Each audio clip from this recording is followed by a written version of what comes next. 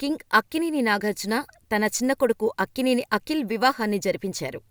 జైనబ్ రబ్జీతో జరిగిన ఈ వివాహం హైదరాబాదులోని నాగార్జున ఇంట్లోనే జరిగింది. అతి కొద్దిమంది అతిథులు మాత్రమే హాజరయ్యారు.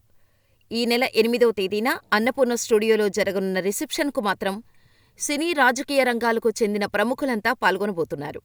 వివాహానికి చిరంజీవి కుటుంబం, రాజమౌళి తనయుడు కార్తికేయ, ప్రశాంత్ నీల్, శర్వానంద్ తదితరులు హాజరయ్యారు.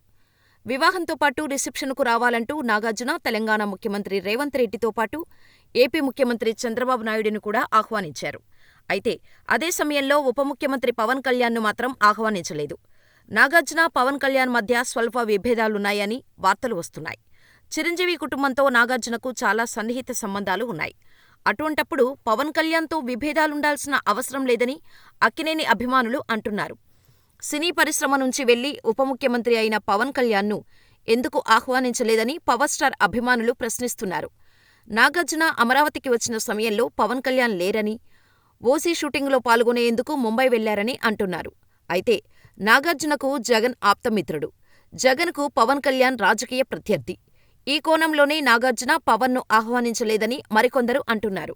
అయితే రాజకీయాలకు, సినిమాకు సంబంధం లేదని, నాగార్జున వైసీపీలో ఉన్నప్పటికీ చంద్రబాబును ఆహ్వానించారని, కాబట్టి పవన్ అందుబాటులో లేకపోవటం వల్లే నాగార్జున పిలవలేకపోయారంటున్నారు.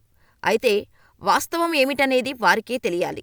కొందరు సినీ విశ్లేషకుల అభిప్రాయాల ప్రకారమైతే నాగార్జున, పవన్ కళ్యాణ్ మధ్య చిన్న గ్యాప్ ఉందంటున్నారు.